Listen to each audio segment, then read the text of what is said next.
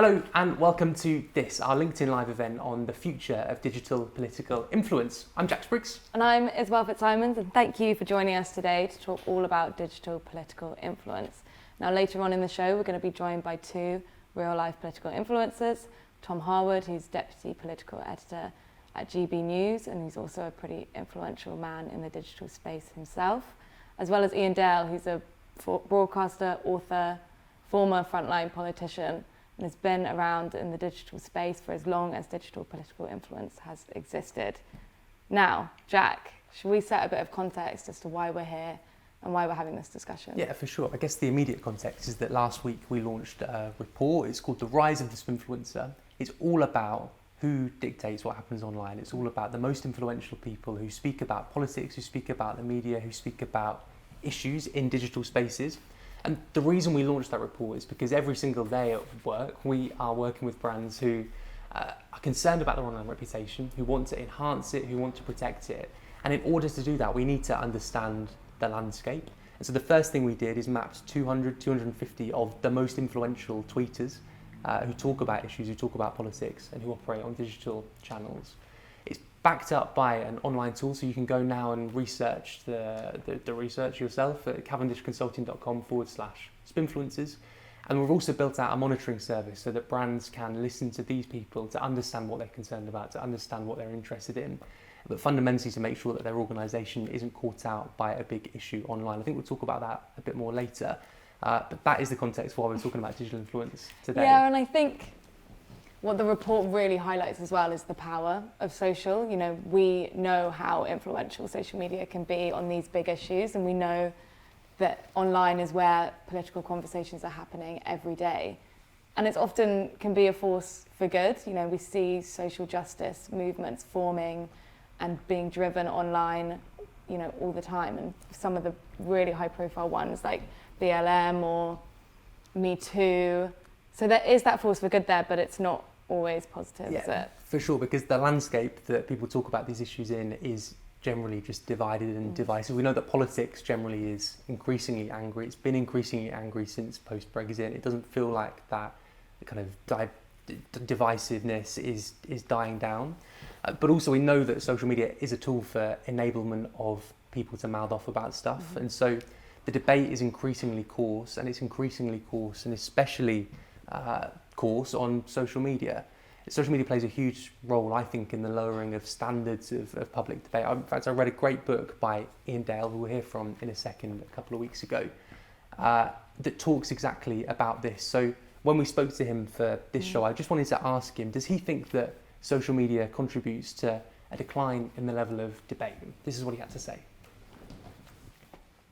I think it does generally. Social media can be a force for good, or it can be a force for evil. In the case of public discourse, I really think it has led to a coarsening of our public discourse. Look, in politics, we've always had a fairly robust debate, and so we should. I mean, we don't want to have a sort of German Bundestag type debate where it's so sterile that nobody's really interested in it. So I've got no objection to robust debate at all.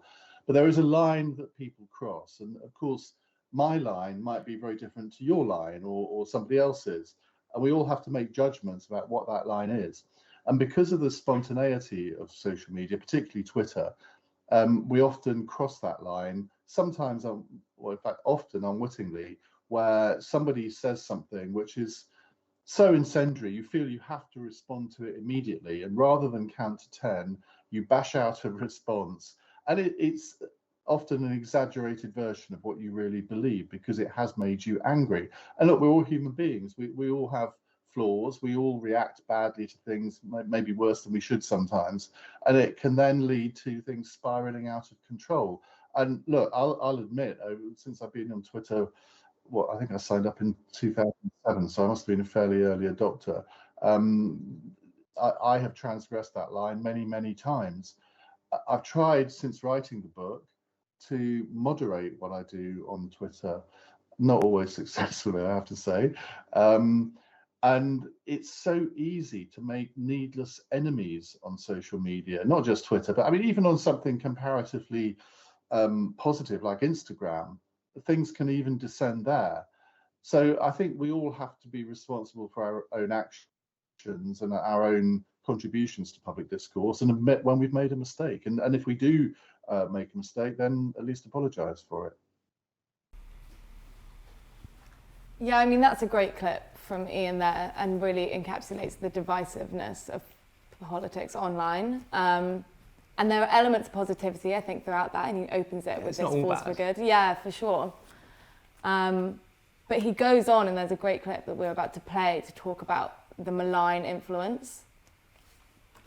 If you are, I don't know, a racist fascist living in a market town in the middle of England, you probably think you are the only one in sort of the only racist in the village, so to speak. But of course, you start a group, sort of Nazis for Saffron Walden or something, and then you suddenly discover that there are other like-minded people in Saffron Walden, it's my hometown by the way, who subscribe to your very extreme views, and that empowers you in a way, in a very bad, malign way. And I think COVID was a classic example here, where you had all of the COVID skeptics or conspiracy theorists getting together, convincing each other that there is something malign going on, and it's all a government conspiracy, etc., etc. And before you know it, this view becomes sort of mainstream, in inverted commas, whereas it should never do that. But because people like to believe the worst of others, the worst of the government, and they believe all politicians are crooked, they get together and they promulgate these theories. Now, that is not a positive thing that the internet does, but it provides an outlet for all sorts of views, which, I mean, 30 years ago, you just wouldn't have been able to do. I think that clip is especially interesting, actually, and it was interesting to hear Ian talk about networks, particularly the role that networks play in sort of amplifying fringe voices, creating echo chambers. And he was talking specifically about the kind of extremities as well in that instance. And I think we're all guilty, in fairness, of focusing on the extremities. I think the landscape in social at the minute, particularly when it comes to politics, is extreme. But I am interested in how your average punter just sees online influence. Are they influenced by stuff that they see online? And in our report, we referenced some research from Ofcom. Yep, I've got it here actually. So people value news from social media. 53% say that it's important. However, only 35% of it people say that it's trustworthy. And there's a survey by the Electoral Commission which found that 58% of the UK think online campaigning is untrue or misleading. Yeah, that is an interesting challenge again, but this whole thing is fascinating, as you can tell. It's because I'm a bit of a dork about this stuff, but that one is especially interesting because I think we see, and I'd be grateful for your reflection on this, I think we see that sometimes I don't think it matters necessarily whether punters, whether consumers, people who are consuming news, kind of believe what they see. I think what matters most is that they see something about a brand or about an issue, and it just takes over their feed. Yeah, exactly. I think from a brand perspective and from, you know, our perspective working with brands on this issue, sometimes it doesn't matter as much who's saying it or whether it's particularly credible or what it even is. It's just that it's out there and it's making noise and it's doing the rounds. That can pose as much of a brand risk as exactly who's saying it. Yeah, and the challenge for brands in that environment is knowing, I think, when, how, or even just whether to get involved, whether to respond. I think it takes us nicely into our next segment, actually, because we saw a really powerful example of this recently with Nigel Farage and Coots. Yeah, that was fascinating, and I don't think just for us, like you said, we're dorks, but I think it really captured the nation's attention. And for context, what we saw there was Nigel Farage going public on socials with the claim that his bank Coots, which is owned by NatWest, had threatened to close his accounts on the basis of his political views. Nigel Farage is a vocal figure, and I think what this demonstrates further is how influential he is. And both of the political influencers that we've spoken to for this show referenced the story and got involved in it online, both of whom showed sympathy towards Farage. And that sympathy was something that was echoed across social media when this story went viral, and it did.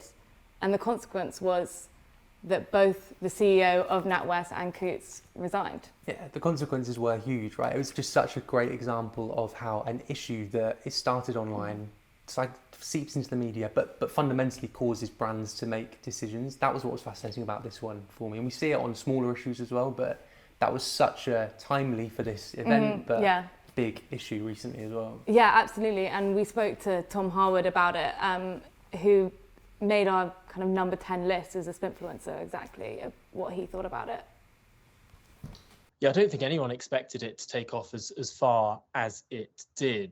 The really crucial point there was, I think there was this core element of injustice, perhaps, that you saw so many people online saying, I might not necessarily agree with Nigel Farage, I wouldn't align myself with Nigel Farage in this way or in that way, but what has happened here is some sort of injustice. And I think what was really interesting about that case is you had this broad coalition of people that might not have agreed with each other on many things, all saying something similar, that there is a fundamental right here that seems to have been breached. And I think that the way that that story in particular matched online voices with voices in Parliament, and indeed with people who are not particularly online and not in Parliament as well. You had this sort of triangle of connection where people were sort of saying the same thing and going along the same wavelength. And I think that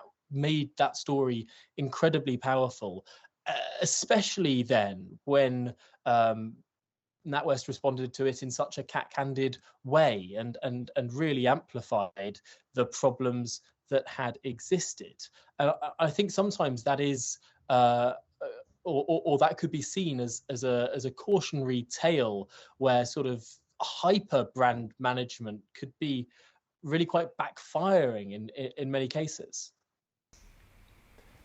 What Tom is talking about in that clip is exactly what our report is about. It's about the link between politics and the media and social media and back into politics and out through the media, and it's spot on. And that example that Tom's talking about is just such a good case study of why brands should be aware, at least aware, if not concerned about their digital footprint and their digital rep.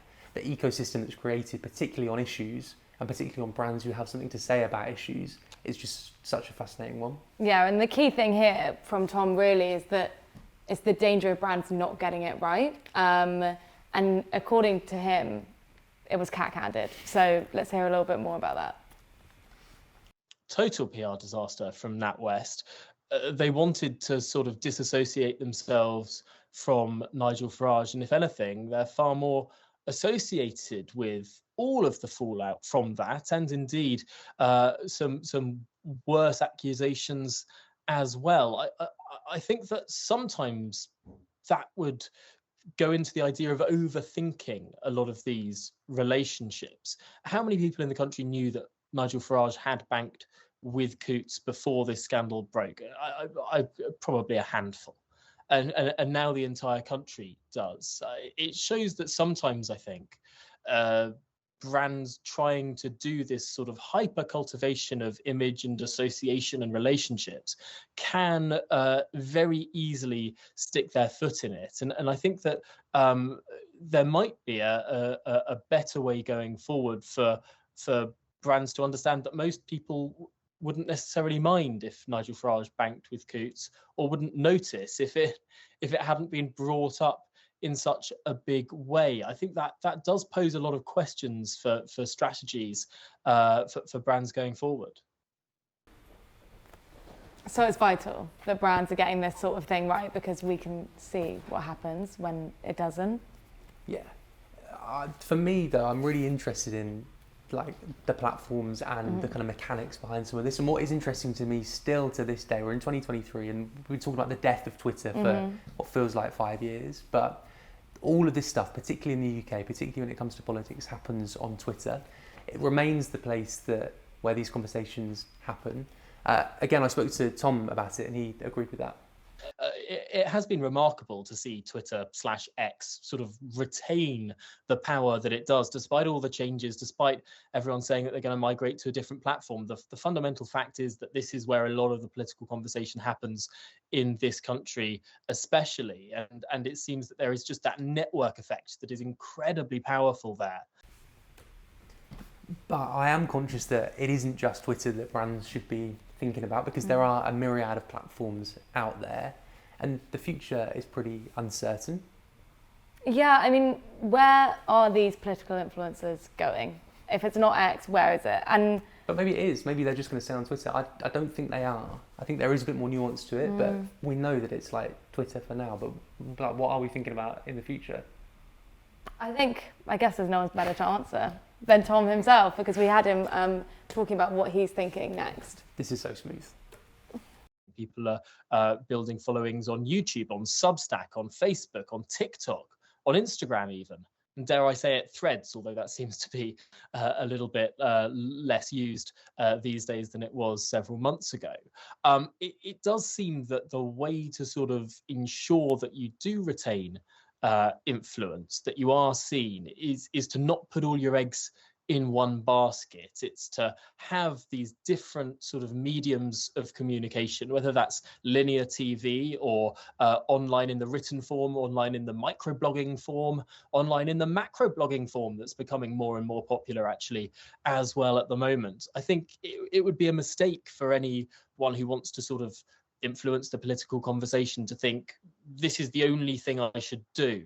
Because I've found, in my experience, some of the ways in which I've been perhaps surprised that something I've done has sort of reverberated and gone around. I was speaking to a Labour MP the other week who said that someone forwarded this individual one of the Substack posts that I'd written quite a while ago, and that it made her think slightly differently about something else. And that's interesting, because ultimately, if you're an individual, you don't necessarily want to be associated just with one platform. You don't want to be that person from that platform. You want to be someone who sort of is seen as an independent voice in and of themselves, who has reach through lots of different means. What is clear then is that this is just an ever-changing landscape, and it's going to keep evolving as well. The future is not certain, and businesses are going to have to evolve with it, and they're going to have to respond to it. And it's also something that at Cavendish we're heavily involved in. We work with clients every day to help them navigate this space and enhance, protect their online reputation. So I'm really pleased that we're joined now by Verity Barr, who's our Director of Corporate Communications. Thanks, Isabel.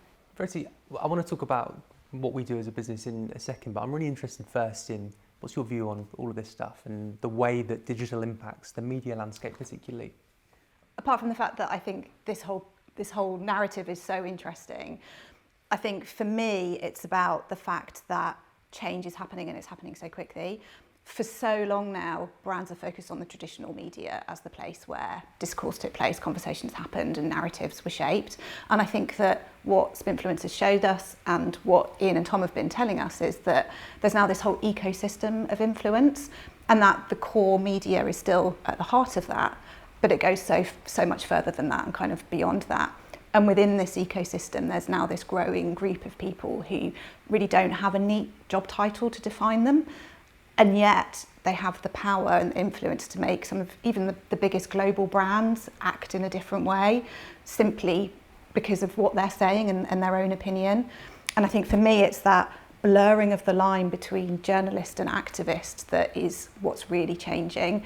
And I can see us kind of veering really quickly towards this place where this group of commentators who aren't governed by a code of conduct, who don't have a regulatory body apart from perhaps Elon Musk, which is slightly concerning in itself really, and that really have no boundaries, wield this huge influence. And that's a massive challenge for brands to get their heads around and understand where to focus.